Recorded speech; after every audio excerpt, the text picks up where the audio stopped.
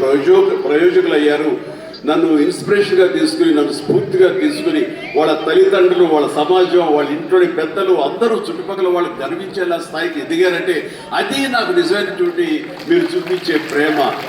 అలాంటి తమ్ముళ్ళు కనుక, అలాంటి సోదరిమణులు కనుక ఉంటుంటే వాళ్ళని చూసి ఎప్పుడు నేను పరవశించిపోతుంటాను, చాలా ముచ్చట పడిపోతుంటాను. ఈ రోజున ఈ స్టేజ్ మీద ఉన్నటువంటి ఆ అభిమానాలను చూసే నేను నిజంగా చాలా ఆనందం లోనవుతున్నాను. ఏదో స్టేజ్ మీద పిలిచారు, ఒక ఫంక్షన్ జరుగుతుంది, ఒక ఈవెంట్ జరుగుతుంది కాబట్టి మన శుభాకాంక్షలు తెలియజేసి వెళ్ళిపోవాలి కాదు. ఇక్కడ మనసావాచ కర్మిణ వీళ్ళతో పాటు ఈ ఆనందాన్ని పంచుకోవాలని, మీ యొక్క వైబ్రేషన్ తాలూకా ఆ ఎనర్జీని ఆస్వాదించాలి ఈరోజు వచ్చిన మాట వాస్తవం. సో ప్రతి ఒక్కరికి నేను కోరుకునేది అంటే అభిమానులు అనేవాళ్ళు కేవలం అభిమానం చూపించి ఇంటికి వెళ్ళి మర్చిపోయి మళ్ళీ వాళ్ళ దైనందిన జీవితంలో పడిపోవడం కాకుండా ఒక్కొక్క వ్యక్తి ఇక్కడ ఎవరైతే ఉన్నారో వాళ్ళందరూ ఏ విధంగా పైకి వచ్చారు అన్నది ఈ రోజున మీరు స్ఫూర్తిగా తీసుకోవాలి. అంటే ఎస్కేఎన్ గురించి చెప్పాల్సి వస్తే ఒక ఫ్యాన్ బాయ్గా నన్ను ఇన్స్పిరేషన్గా తీసుకుని ఈ రోజున హైదరాబాద్కి రావడం జరిగింది. వచ్చిన వాడు ఎలా పైకి రావాలనే దాని మీద ఆ తపంలో నుంచి ఒక పిఆర్గా, ఒక జర్నలిస్ట్గా తను స్టార్ట్ చేసి సినిమాలతో అసోసియేట్ అయ్యి తనకున్న ఇంట్రెస్ట్ కొద్దీ అక్కడి నుంచి ఒక నిర్మాతగా గీతార్స్తో పాటు తను ట్రావెల్ చేస్తూ అక్కడి నుంచి తను ఇండివిజువల్గా ఒక నిర్మాతగా ఈ రోజున బోల్డెన్ సినిమాలు చేసి అన్నింటికి కూడా సక్సెస్ఫుల్ ఒక నిర్మాతగా తను ఎదిగాడు. ఆ రకంగా తనకంటే ఒక ఇమేజ్ సంపాదించుకున్నాడు. తనకు తోడుగా జతగా మరొక వ్యక్తి, మరొక అభిమాని అతను సాయి రాజేష్ కూడా అదే విధంగా ఈ ఇండస్ట్రీకి వచ్చి తనకున్న టాలెంట్ తోటి, రైటింగ్ కెపాసిటీ తోటి, డైరెక్షన్ క్యాపబిలిటీ తోటి ఒక ఎస్కేతో చేరి తను కూడా ఒక నిర్మాతగా ఎదగాలని ప్రయత్నం చేసి ఆ సక్సెస్ అయ్యి ఈ రోజున తనకంటూ కొన్ని సినిమాలను తీసి ఏకంగా ఆ సినిమాలను ప్రజాదరణ పొందడమే కాకుండా సక్సెస్ తన ఖాతాలో వేసుకోవడమే కాకుండా 2 నేషనల్ అవార్డ్స్ పొంది నా అభిమానులో తలమార్గంగా అయ్యాడంటే కనుక మనస్ఫూర్తిగా సాయి రాజేష్ని మనస్ఫూర్తిగా అభినందిస్తున్నాను. ఇవి నాకు మీ ఫ్యాన్ బాయ్ మూమెంట్స్ ఎలా ఉంటుందో, మీరు ఎట్లా ఆనందపడతారో నాకు తెలియదు, కానీ ఈరోజు మిమ్మల్ని అంతా చూసి అంత గర్వపడుతున్నాను. ఆ రకంగా ఈరోజున రవి వర్మ నాకు పరిచయం చాలా తక్కువ, ఈ స్టేజ్ మీద ఇప్పుడే పరిచయం. అలాంటి తన డెబ్యూ ఫిలిం ఈ రోజున ఇది. తను చాలా బాగా మాట్లాడాడు సార్ మీ గురించి అని. ఎస్, అతని మాటలు ఎక్కడ మళ్ళీ నేనే వింటాను, చూస్తుంటాను, నా యొక్క ప్రతిస్పందన తెలియజేస్తాను. అండ్ తను ఇలాంటి వాళ్ళందరూ కూడాను ఇండస్ట్రీలో వచ్చి వాళ్ళకంటే ఒక స్థానం ఏర్పరచుకున్నారంటే కనుక వీళ్ళందరూ కూడాను చాలా సాదాసీదా కుటుంబాల నుంచి వచ్చిన వాళ్ళు, ఆర్థికంగా మామూలు స్థాయి నుంచి వచ్చిన వాళ్ళు, ఒక సాధారణ జీవితం గడుపుతున్న వాళ్ళు. కానీ వీళ్ళు కనే కళలు మాత్రం అసాధారణం. అది వాళ్ళని ఈ స్థాయికి తీసుకొచ్చింది. మీరందరూ కూడా కళలు కనండి, రాత్రి కూడా కాదు, పగలు కనండి, కళలు కనండి.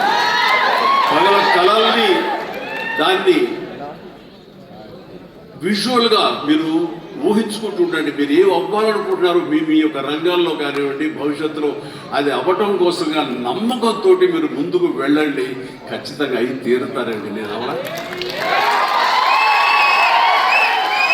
ఎస్కేన్ అవటంలా, సాయి రాజేష్ అవలా, రవివర్మ అవట్లా,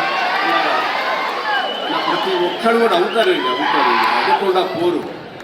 అండ్ ఎక్కడ అవ్వలేదు అంటే కనుక అదేదో మన దురదృష్టం, మనకు కలిసి రాలేదు, మనకు బాగుండలేదు అని అనుకోవడం అన్నది ఎస్కేపిజం.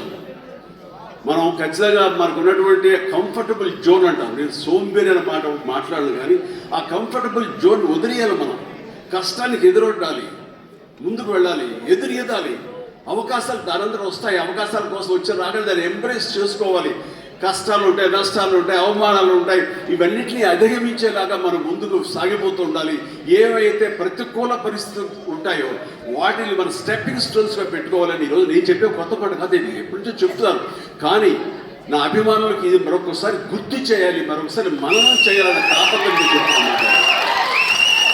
చేయండి, ఖచ్చితంగా వస్తుంది. ఎవ్వరూ ఇది ఒకే ఒక జీవితం అండి, మళ్ళీ ఇంకో జీవితం ఉందో లేదో మనకు తెలియదు. ఈ జీవితంలో ప్రతి వాళ్ళు సాధనలు తీసుకోవాలి.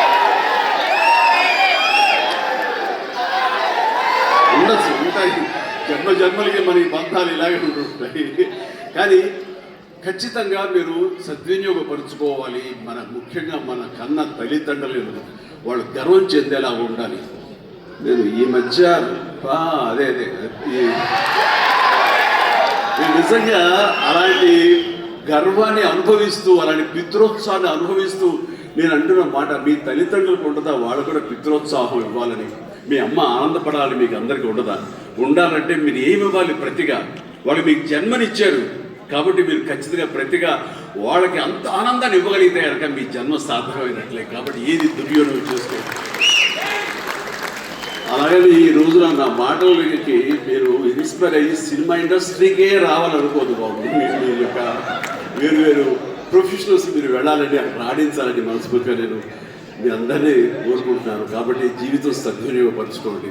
దీనికి ఏమి కొంతమందికే రాసి ఉంటుంది, మనం అవ్వలేము అనుకోకర్లా. ఎందుకంటే నేను రామారావు గారు, మహానటులు రామారావు గారు, నాగేశ్వరరావు గారు, కృష్ణ గారు, శోభన్ బాబు గారు అండ్ కృష్ణరాజు గారు, ఇంకా తర్వాత స్థాయిలో మురళీమోహన్ గారు, చంద్రమోహన్ గారు, ఇంతమంది ఉద్దండులు, ఇంతమంది స్టార్ స్టడెడ్ ఫిల్మ్ ఇండస్ట్రీలో నేను ఏ ధైర్యంతో వచ్చానో నాకు తెలియదు. కానీ నేను రాణిస్తాను, ఇక్కడ మెప్పిస్తాను, ఒప్పిస్తాను, నాకంటూ ఒక స్థానం ఏర్పరచుకుంటాను, నాకంటూ ఒక పేజీ లిఖించుకుంటాను అని అనుకున్నాను. ఇక్కడ ఆ నమ్మకంతో వచ్చాను. వాళ్ళకంటే ప్రత్యేకంగా నేను ఇవ్వగలను, నేనేమి క్యాటర్ చేయగలను, ఏమి ఇచ్చి వాళ్ళు మెప్పించగలను, ఎలా కూర్చోబెట్టగలను థియేటర్లో, ఇవన్నీ ఆలోచించి